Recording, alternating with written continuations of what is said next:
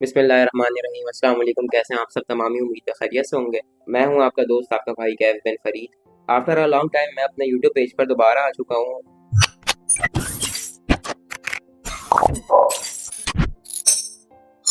एक टॉपिक के साथ। रीज़न सिर्फ ये था कि आजकल मैं सोशल मीडिया पर मेरी नज़रों के सामने से वाक़यात गर्दिश कर रही थी।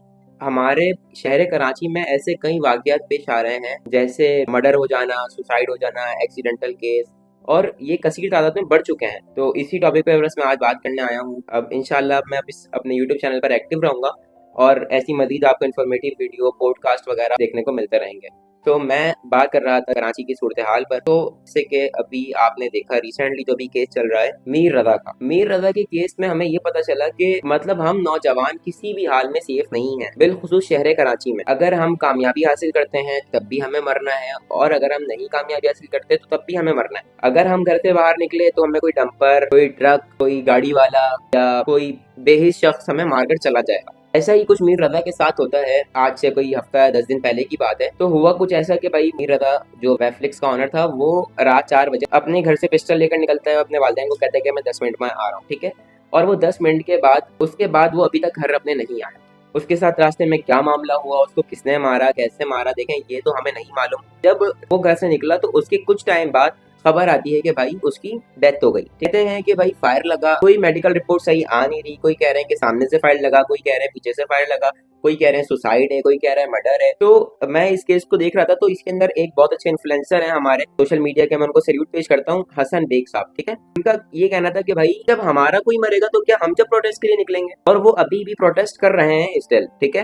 पहले वो मौजूद थे चार मीनार चौरंगी पर, फिर वो चले गए क्लिफ्टन तीन तलवार पर, और अभी वो रिसेंटली मेरी नॉलेज के मुताबिक वो भी नर्सरी पर मौजूद है, ठीक है, प्रोटेस्ट जो कर रहे हैं। कहने का मतलब रिसेंटली जो आपने वाकया देखा, एक जंतर मंतर में प्रोटेस्ट हुआ था एजुकेशन के लिए, जिसके अंदर उन जेंजी ने इतना ज्यादा मतलब खतरनाक प्रोटेस्ट करा कि उन्होंने एक एजुकेशन मिनिस्टर को इस्तीफा देने पर मजबूर कर दिया। इंडिया के मामला को हम इतना ज्यादा अपने सोशल मीडिया पर शेयर कर रहे हैं, और ना कि हम लोग अपने कराची की हालत देख रहे हैं। कराची क्या इसीलिए रह गया कि आप बाहर निकलो, आप सेफ नहीं हो। कहने का मतलब अगर हम चाहें जेंजी मिलकर सारे देखें, मैं मानता हूँ कि हर बंदा प्रोटेस्ट में शरीक नहीं हो सकता, लेकिन अगर हम शरीक नहीं हो सकते तो हम सोशल मीडिया की पावर के जरिए तो सपोर्ट कर सकते हैं ना यार। फिजिकल नहीं जा पा रहा है तो हम वर्चुअल या ऑनलाइन के जरिए हम सपोर्ट कर सकते हैं किसी भी प्रोटेस्ट को। और अगर आपको टाइम मिलता है तो मैं आपसे रिक्वेस्ट करूंगा कि आप जरूर एक बार जाएं। क्यों? क्योंकि जो मीर रजा के साथ हुआ है, कल को वो आपके साथ, मेरे साथ, किसी के साथ भी कभी भी कुछ भी हो सकता है। क्यों? क्योंकि सिर्फ एक मीर रजा ही नहीं निकलता था घर से बाहर। मीर रजा के अलावा और भी लोग मेहनत करते हैं। अभी मैं रिसेंटली केस स्टडी कर रहा था। जुनेद अकरम साहब है यूट्यूबर, संजी स्वैग के नाम से, आप जानते होंगे सारे। तो मैं उनकी एक वीडियो देख रहा था, उसके अंदर एक केस मुझे पता चला। भाई एक साहब थे, उनका अपना कपड़ों का काम था। वो कपड़ों के काम में हुआ यूं कि उन्होंने, साहब ने पता नहीं स्टार्टअप था क्या था, मुझे वट्टू वट्टू देखें याद नहीं है, लेकिन मैं जुनेद अकरम साहब की वीडियो का जो लिंक है वो डिस्क्रिप्शन में लगा दूंगा। तो उसके अंदर सीन ये होता है कि भाई वो साहब 55 या 60 करोड़ को उधार लेते हैं। अब वो जो उधार लेते हैं पैसा, वो उनसे उतारा नहीं जाता। सारे लोग पैसे मांग रहे थे उनसे, परेशान बैठे हुए शॉप में। तो उनके एक एम्प्लॉय ने उन्हें एक आइडिया दिया। इस केस से हमें पता ये चलता है कि किस तरीके से एक मजलूम की जान लोगों के लिए एक मामूली सी चीज हो चुकी है। होता यूं है कि भाई वो साहब जाते हैं नर्सरी साइड पे, कहीं मजदूर वगैरह बैठते हैं, तो वहां से वो जाकर एक मजदूर को बोलते हैं यार हमारे पास ना ऐसा ऐसा काम है, तो आप हमारे पास आकर काम कर लीजिए, ठीक है, हमें आपसे कुछ काम कराना है। अब वो आते हैं मजदूर को लेकर, तो वो मजदूर को पहले बोलते हैं यार पहले खाना खा लो, उसके बाद आप काम करने लगते हैं ना। खाने के अंदर होती है बेहोशी की दवाई, ठीक है। वो बंदा बेहोश हो जाता है, उसको लेके जाते हैं, उसका गला दबाते हैं, गाड़ी में डालते हैं, उस गाड़ी को आग लगा देते हैं। सिलेंडर होता है ना गाड़ी के अंदर, वो सिलेंडर की वजह से आग लगाते वक्त जो ऑनर्स होते हैं तो उनके हाथ पे ना थोड़ा सा जल जाता है। जो नियरेस्ट हॉस्पिटल था वहां पर वो लेकर गए डेड बॉडी को, और मुंह पर जदाब वगैरह ही फेंक दिया था उनके बंदों ने, तो पहचान में नहीं आ रही थी बॉडी। उनकी वाइफ को कॉल करी गई कि भाई ऐसे ऐसे आपके शौहर की हमें डेड बॉडी मिली। अब जाहिर है बिल्कुल सही जिंदगी चल रही हो, अचानक से खबर आई कि भाई आपके शौहर की डेथ हो गई, तो एक बहुत बड़ा सदमा ही है घर वालों के लिए। ऐसे ही कुछ मेरे वाली साहब के साथ भी हुआ। अभी मौका मिला तो मैं आपको किसी अपनी अगली वीडियो में बताऊंगा। होता यूं है कि भाई वाइफ को बुलाया जाता है, बोलते हैं भाई ऐसे साहब की शौहर की डेथ हो गई, और वो वाइफ सच मान लेती है उस बात को। क्यों? क्योंकि वो सदमे में थी। अब उनके भाइयों को बुलाया जाता है कि भाई ऐसे ऐसे आपके भाई की हमें डेड बॉडी मिली, आप आकर चेक कर लें। वो भाई आते हैं, बोलते हैं नहीं यार ये तो हमारे भाई की डेड बॉडी नहीं है, तो थोड़ा सेहतमंद था, ये था वो था। जब उनके भाइयों को वो लाश नहीं पहचान में आ रही होती, तो वो कहते हैं यार ये हमारे भाई की लाश नहीं है। पुलिस वाले इन्वेस्टिगेशन करते हैं, तो उस नियरेस्ट टावर के करीब जो जो मोबाइल एक्टिव होता है उस टाइम पर, तो उस टाइम पर उधर जो मोबाइल एक्टिव था, जो वर्कर उनके साथ मुलविस था इस मामले में, उसका मोबाइल एक्टिव होता है और ये पकड़ा जाता है, ठीक है। ऐसे करके भाई एक हफ्ते के अंदर 2 केस सॉल्व करे हमारी सिंध पुलिस ने। और सेकंड एक केस मैंने देखा उनकी वीडियो के अंदर ही कि एक वालिद साहब होते हैं, वो सिक्योरिटी का काम करते थे। वो उन्होंने अपना असला लेकर आए, घर में साफ कर रहे थे और सफाई करते करते उसमें से फायर हुआ और वो जाकर उनकी बेटी जो थी उसको लगा और उसकी ऑन द स्पॉट डेथ हो गई। अब उन वालिद साहब ने क्या करा, होशियारी के भाई वो गए बाहर और उन्होंने बताया कि भाई ऐसे ऐसे 2 डकैत आए, उन्होंने मेरी बेटी को मार दिया, मेरे पास कुछ था नहीं। तो फुल कहानी वहानी बनाकर पेश कर दी अवाम के आगे। जाहिर है मोहल्ले वालों ने बोला, पुलिस केस हुआ, तो पता चला कि भाई ऐसे करके वालिद साहब से गोली लगी थी बाय मिस्टेक तरीके से और बेटी की जान चली गई और वालिद साहब को अंदर कर दिया गया। ये 2 केस हो गए सॉल्व। अब बचता है मीर रजा का केस। मीर रजा का केस जो है, स्टिल देख रहा हूँ मैं, आए दिन कहानियां चेंज होती जा रही हैं।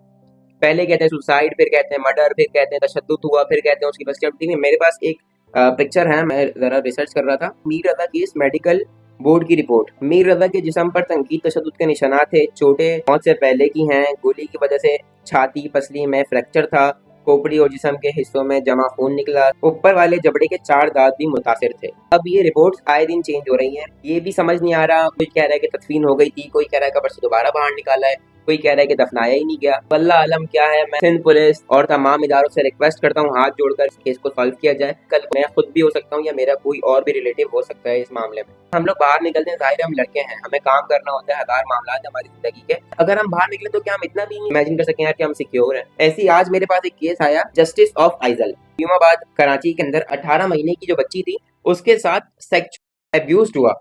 17 साल के नौजवान लड़के ने करा। जिना इतना आम हो चुका है, हमारे जो लड़के हैं वो इस गलत वीडियोस की वजह से, गलत साइट्स की वजह से, गलत एप्लीकेशंस की वजह से कैसे कैसे बच्चियों के साथ काम कर रहे हैं। आपके सामने सारे मामला हैं, आप तमाम जो देखने सुनने वाले हैं वो सब सोशल मीडिया पर एक्टिव है। आजकल हर बूढ़ा, हर बच्चा, हर जवान तमाम ही सोशल मीडिया से एक्टिव है। तो क्या आप लोग के सामने ये मामला नहीं आते? आप सिर्फ इमेजिन करके देखें यार, कल को इसकी जगह अगर आपकी बेटी, बहन कोई और हो तो आप इमेजिन भी करें तो आपकी रूह कांप जाएगी। मैं मीर रजा का केस स्टडी करने के बाद अब यकीन माने, कसम उठाने के लिए तैयार हूं, मैं इतना ज्यादा इमोशनल था इस मामले को देखकर, मेरे रोंगटे खड़े हो गए। सबसे बड़ा सदमा लाइफ में ये होता है, एक नौजवान बेटे का जनाजा उठाना बाप अपने कंधों पर, सबसे बड़ा सदमा है जिंदगी का ये। तो ऐसे ही एक और मेरे पास, मैं ट्विटर चला रहा था तो मेरे पास एक नुमान एजाज जो एक्टर है, उनकी एक मेरे पास पोस्ट आई। जो बच्चे कभी 14 अगस्त पर परचम और झंडियां लगाते थे, उनकी आंखों में पाकिस्तान के ख्वाब होते थे, मगर वक्त के साथ उनके ख्वाबों की जगह मायूसी, नाइंसाफी और गुर्बत ने ले ली। और मैं कहता हूँ ये एक रियलिटी बेस्ड बात है। मेरे जैसे बहुत कई बच्चे जो बचपन में झंडियां लगाते थे, 14 अगस्त खुशियों से मनाते थे। इंशाल्लाह चंद दिनों बाद 14 अगस्त हम लोग मनाएंगे। अब मुझे बताएं किस खुशी या किस जज्बे से 14 अगस्त मनाएं? इसलिए मनाएं कि हम लोग मर रहे हैं, या इसलिए मनाएं कि हमारे साथ डकैतियां हो रही हैं, या इसलिए मनाएं कि बच्चों के साथ जुल्म हो रहा है? इसलिए हम 14 अगस्त मनाने के लिए तैयार खड़े हैं। जेंजी हैं, हमें चाहिए कि हम अपने साथियों के साथ खड़े हों। मीर रजा का मामला हो गया, या मैं कारोबार एक शख्स का बता रहा था उसका हो गया, या बाप ने बच्ची को मार दिया, तो मतलब आए दिन हमें ये रिपोर्टें सुनने को मिल रही हैं। यार हमें इन चीजों से तो सेफ रखा जाए। सिक्योरिटी कैमरास लगे हुए रोडों पर, लेकिन वो सिर्फ काम करते हैं चालान काटने के लिए, ना कि ये पता चल सके कि लड़का कहाँ से निकला, कहाँ गया। ठीक है, मौत बरहक है, आज निकल हमें मौत आनी है, लेकिन इस तरीके से तो नहीं मारो ना यार। खुदारा आप लोगों से हाथ जोड़कर रिक्वेस्ट है, ख्याल करें कराची का यार। हमारी सड़कें नहीं बनी हुई, हम निकले तो क्या सोच के निकले? पता चलेगा बाइक खराब हो गई, बाइक खराब हुई, डकैत ना के रोक लिया, मारकर चला गया, सामान भी ले गया, बंदे की जान भी गई। खैर, मैं इस वीडियो के जरिए आप लोग को बस ये पैगाम दूंगा कि जो गलत हो रहा है आपके सामने, उसके लिए बराए करम आवाज उठाएं कि निकलें, अपने हक के लिए लड़ें, क्योंकि कोई आपको आपका हक नहीं दिलवा सकता। मेरी इस वीडियो को ज्यादा से ज्यादा शेयर करें। ये वीडियो आपको अच्छी लगी तो चैनल को सब्सक्राइब करें, वीडियो को लाइक करें, शेयर करें, कमेंट करना ना भूलें, अपनी राय का इज़हार जरूर करिएगा। अल्लाह रब्बुल इज़्ज़त से दुआ है कि मीर रजा और रिसेंटली चले गए जो बेचारे परेशानी में हैं, अल्लाह रब्बुल इज़्ज़त तमाम की खैर फरमाए, जो मरहूमीन है उनकी बख्शे मग़फ़िरत फरमाए। और बिलखुसूस अल्लाह रब्बुल इज़्ज़त से ये मेरी दुआ है कि मेरे मालिक मौला हमारे मुल्क पाकिस्तान के और बिलखुसूस शहर कराची के हालात को दुरुस्त फरमाकर इस पर रहम करम फरमाए। बस मैं इन्हीं अपनी बातों के साथ आपसे इजाज़त चाहूँगा। इंशाल्लाह आपसे किसी नेक्स्ट वीडियो में मुलाकात होगी। अपना खूब सारा ख्याल रखिएगा। जब तक के लिए अल्लाह हाफिज़।